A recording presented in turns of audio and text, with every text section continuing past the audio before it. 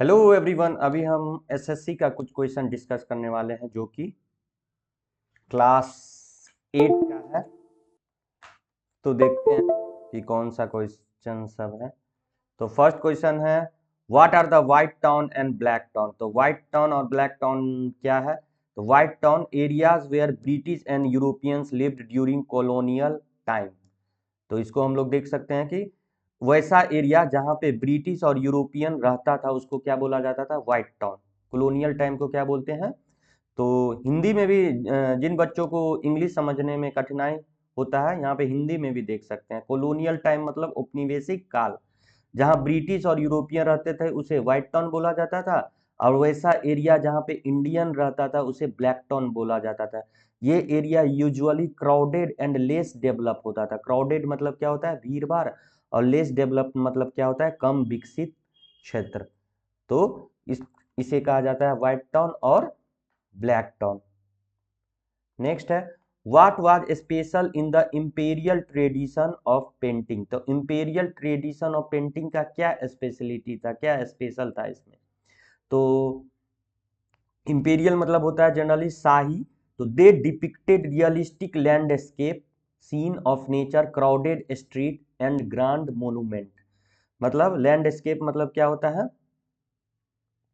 यथार्थ रूप से, जैसे का तैसा, नेचर, प्राकृतिक दृश्य, भीड़ भाड़ वाली सड़कों और भव्य स्मारकों। मोनूमेंट मतलब क्या होता है, स्मारकों। तो ऐसा पेंटिंग जिसमें प्राकृतिक दृश्य मतलब नेचुरल सीन, भीड़ भाड़ वाली सड़क, क्राउडेड स्ट्रीट और भव्य स्मारक, ग्रांड मोनूमेंट को जैसे का तैसा मतलब यथार्थ रूप से दर्शाया जाता था, शो किया जाता था, उसी को क्या बोलते हैं, इंपेरियल ट्रेडिशन ऑफ पेंटिंग। तो इसमें आप लोग इसको देख सकते हैं। तो these painting showed everyday life along with the beauty of architecture and surrounding.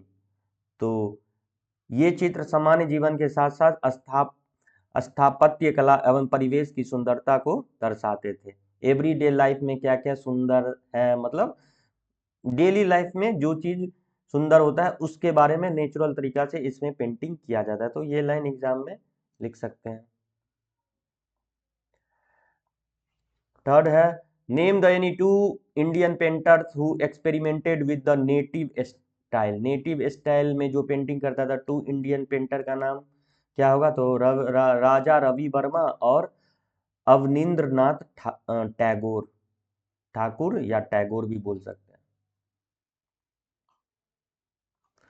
Y was Dandi march undertaken by Gandhi जी।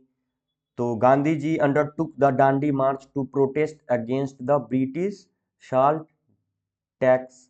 गांधी जी ने ब्रिटिश नमक कर के विरोध में डांडी मार्च किया। गांधी जी ने डांडी मार्च क्यों किया, ब्रिटिश नमक कर, कर मतलब यहाँ पे होता है टैक्स, टैक्स लगा दिया था ब्रिटिश लोग ने। तो इस टैक्स के विरोध में, इस नमक पे टैक्स लगा दिया, तो ब्रिटिश सॉल्ट टैक्स के विरोध में प्रोटेस्ट करना, तो क्या हो गया, विरोध करना। प्रोटेस्ट मतलब विरोध। तो गांधी जी क्या किया था, Gandhi ji under took the Dandi मार्च, गांधी जी डांडी मार्च किया था।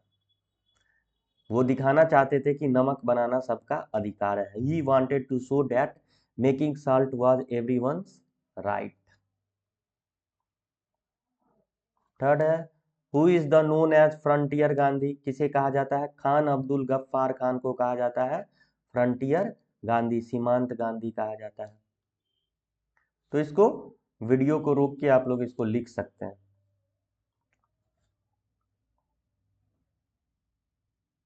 Give a brief account of Jallianwala Bagh tragedy. तो लिखना है, on 13 April 1919, 13 April 1919, British General Dyer ordered. कौन ऑर्डर दिया था, British General Dyer ordered firing on a peaceful crowd. Peaceful crowd मतलब शांतिपूर्ण भीड़ पर भीड़ चलाने के लिए ऑर्डर दे दिया था। कौन ऑर्डर दे दिया था, जनरल डायर। जिसके कारण 100 of innocent people where killed, बहुत सारे इनोसेंट मतलब निर्दोष लोग मारे गए। तो ये दो लाइन लिखना है। ये बच्चों के लिए है, क्लास 8 के विद्यार्थी के लिए है, इसलिए ज्यादा डिटेल में इसको नहीं डिस्कस किए हैं। Right a brief note on cabinet mission 1946। तो कैबिनेट मिशन कब आया था? 1946 को आया था। द ब्रिटिश सेंट, कौन भेजा था? The British sent cabinet mission to India in 1946 to discuss transfer of power. तो ब्रिटिश कैबिनेट मिशन को भेजा था ट्रांसफर ऑफ पावर के लिए, मतलब सत्ता का हस्तांतरण के लिए कैबिनेट मिशन भारत भेजा। इट इंक्लूड 3 ब्रिटिश मिनिस्टर, इसमें 3 ब्रिटिश मंत्री शामिल थे। तो इस टाइप से इसको लिख सकते हैं। नेक्स्ट है, what do you understand by SAARC? SAARC stand for South Asian Association, South Asian Association for Regional Cooperation. It works for the development of South Asian country. यह साउथ एशियन कंट्री के development मतलब विकास के लिए कार्य करता है। Discuss the challenges which India faces today.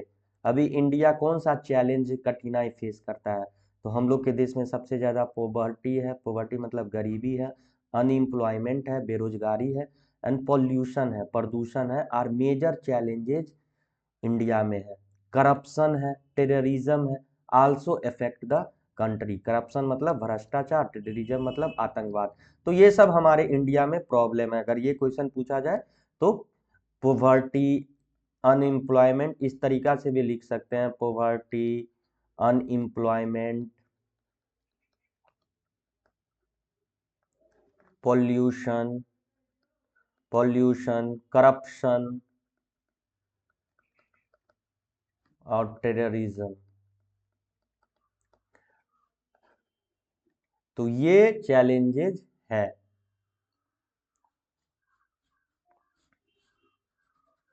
Video को रोक के इसको लिख सकते हैं। तो नेक्स्ट है last, who was appointed the chairman of drafting committee of the constitution? Doctor B R Ambedkar को अध्यक्ष नियुक्त किया गया। तो इसका आंसर क्या हो जाएगा? ड्राफ्टिंग कमेटी का अध्यक्ष कौन था, चेयरमैन कौन था? Doctor Bhimrao Ambedkar was appointed the chairman. तो ये हमारा 10 क्वेश्चन था। Thank you.